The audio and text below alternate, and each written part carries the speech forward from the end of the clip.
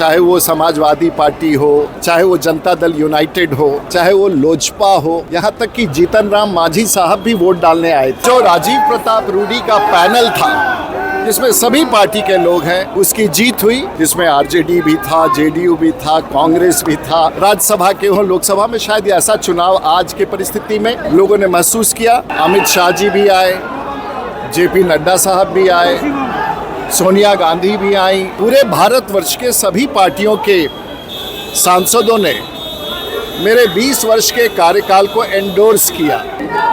सभी पार्टी के लोगों ने जो राजीव प्रताप रूडी का पैनल था वो जीत गई। खारगे साहब भी आए और कम से कम 4 राज्यों के गवर्नर भी वोट देने आए। सैकड़ों की संख्या में वर्तमान सदस्य आए जो सांसद हैं।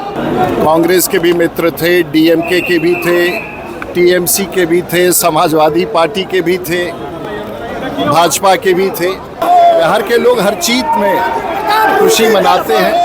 कॉन्स्टिट्यूशन क्लब के चुनाव ने भारतवर्ष में एक संवाद दिया कि सभी पॉलिटिकल पार्टियां कम से कम एक मंच पर साथ होकर के कुछ निर्णय ले सकते हैं। बिहार के लोग वैसे भी हर चीज में जश्न मनाते हैं और शायद उनको बहुत जानकारी नहीं होगी कि कॉन्स्टिट्यूशन क्लब क्या होता है। लेकिन बिहार के लोग हर जीत में खुशी मनाते हैं। ये सभी दलों के बीच आपसी एक मित्रों के बीच की एक चुनाव था और ये चुनाव सांसदों के बीच का था।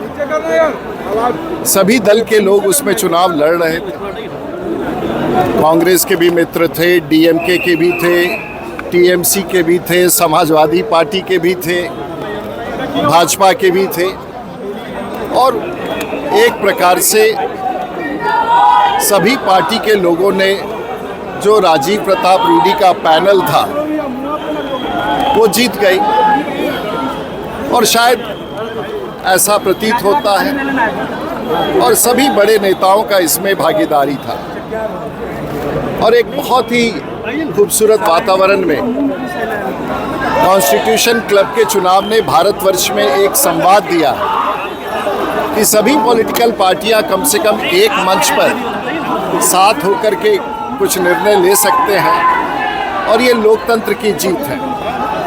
हमारे वरिष्ठ उस मतदान में अमित शाह जी भी आए, जेपी नड्डा साहब भी आए, सोनिया गांधी भी आई, खारगे साहब भी आए और कम से कम 4 राज्यों के गवर्नर भी वोट देने आए। सैकड़ों की संख्या में वर्तमान सदस्य आए जो सांसद हैं और बहुत बड़ी संख्या में पूरे भारतवर्ष में सभी पार्टियों के सांसद इस चुनाव में आए।